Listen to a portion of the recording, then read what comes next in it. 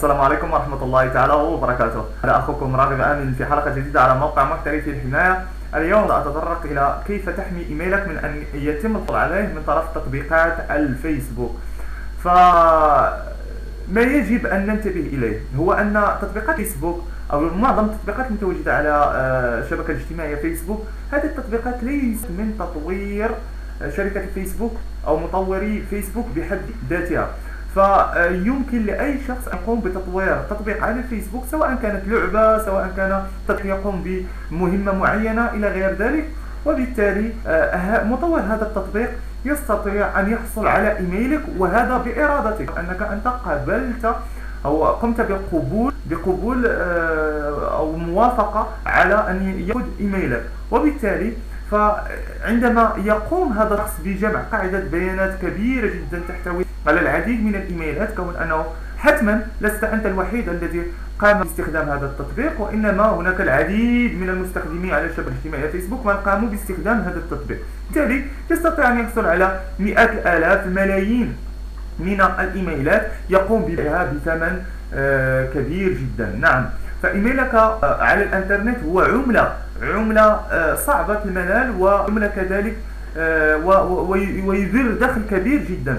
فهناك أشخاص متخصصين في جمع الإيميلات وبيعها لشركات تقوم بترويج منتجات أو إلى غير ذلك. وبالتالي فكل إيميل يحصل عليه هذا الشخص يقوم بتخزينه إلى أن يحصل على قاعدة بيانات كبيرة جدا يقوم ببيعها. هذا من جهة أخرى. من جهة ثانية أن هذه الإيميلات هناك كذلك هاكرز من يقومون بصنع بعض التطبيقات ويحصلون على إيميلك، وبالتالي عندما يحصلون على عدد كبير من الإيميل يستطيعون في بعض الأحيان عندما يتم اكتشاف ثغرة أو شيء من هذا القبيل يقومون بتجربة تلك الهجمات على العديد من الإيميل والتي سيكون من ضمنها إيميلك. وبالتالي فإن الإيميل هو نقطة حساسة، خصوصا عندما نتحدث عن فيسبوك، لأن بالإيميل تسجل دخولك، بالإيميل تستطيع استرجاع الباسورد الخاص بك إلى غير ذلك. وبالتالي فجعل تطبيقات تستخدم هذا الإيميل هو في الحقيقة يشكل خطورة عليك، وكذلك فهو سيملئ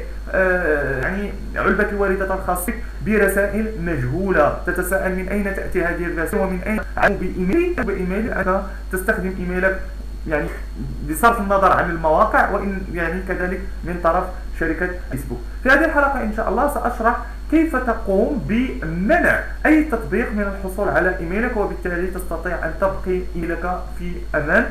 ابقوا معي بعد قليل.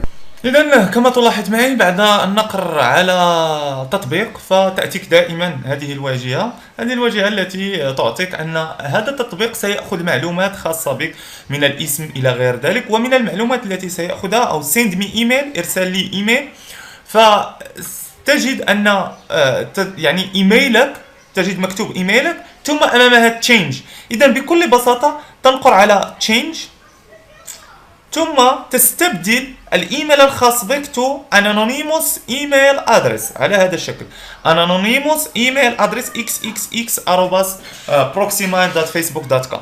ثم بعد ذلك تنقر على allow قبل الشروع في استخدام التطبيق، وهكذا تستطيع حماية نفسك وحماية إيميلك من أن يتم الحصول عليه من طرف هذا التطبيق. إذا كما لاحظت معي، فخطوة حماية إيميلك من أن يتم الحصول عليه من طرف تطبيقات مجهولة على فيسبوك أو كذلك معروفة على الفيسبوك هي خطوة سهلة جدا. أنا لم يبقى لي إلا أن أشكركم على حسن. يمكنك دائما أن تضغط على زر لايك في حالة إذا ما أعجبتك هذه الحلقة. يمكنك كذلك زيارتنا على صفحتنا الرسمية على فيسبوك facebook.com/th3.professional، أو النقر على زر سبسكرايب للمزيد من الفيديوهات. يمكنك كذلك زيارة موقعنا الرسمي www.th3professional.com. السلام عليكم ورحمة الله تعالى وبركاته.